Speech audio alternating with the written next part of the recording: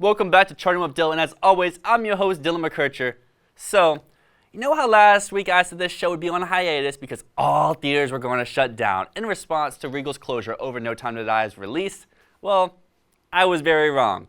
In fact, a new movie topped the domestic box office. In fact, just look at me. I'm dressed for vacation, not to talk about box office news. I look very dumb right now, but I'm glad to be back talking about box office numbers. So let's not waste any more time and dive into this weekend's top 5 films domestically, where Christopher Nolan's Tenet was topped for the first time in its 6 weeks of release by none less than Robert De Niro's new comedy film, The War of Grandpa, which exceeded expectations by about $2 million, topping the list with $3.6 million in about 2,200 theaters. Nolan's 11th film dropped to second, falling about 22%, earning $2.1 million. And rounding out the top 5, we have 2 films that have somewhat normal drops compared to the recent trends of films having great holds. Hocus Pocus and The New Mutants both fall between 32 and 40%, earning $1.1 million and $700K respectively. Then running out the bunch is Russell Crowe's Unhinged in 5th place, earning just under $700K in its 9th week of release. Speaking of new films popping up on the chart, if we look at the worldwide list, this list has a new member. And this past weekend was the National Day of Celebration in China, which is normally one of the year's biggest grosses in the country, which propelled the film My People, My Homeland to 5th on the chart. In all honesty, it's probably leaped over Sonic and maybe even leaped over Tenet for 3rd on the list. It's made $304.2 million so far just alone in China, and that number honestly is probably higher. Then we look at the top film worldwide for the year, which is another Chinese flick, being The 800 with its $458.8 million so far and growing, also a film solely released in China. And speaking of China, we have big news to report. In the first time ever, the Chinese box office has grossed more than the domestic box office in a singular year. While, there's a major asterisk because of COVID-19, basically ending the domestic slate for 2020 all the way back in March, and there hasn't been much movement since, besides a few weeks of Tenet.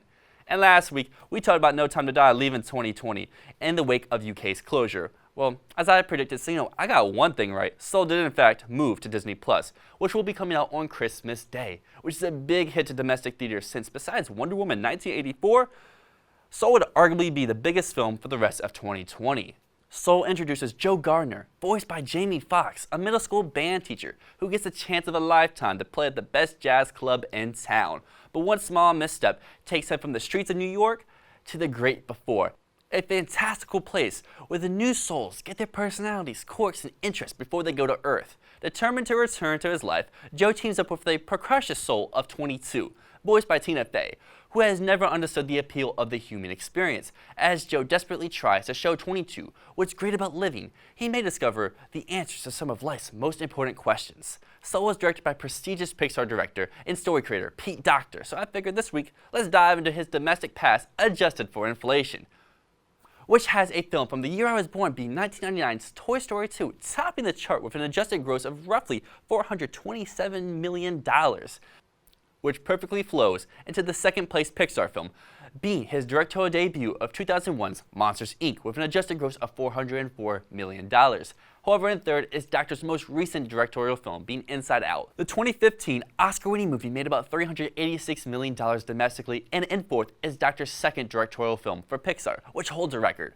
Up is the last animated film to be nominated for Best Picture at the Academy Awards, which many think Soul could follow in its footsteps for the 2021 awards.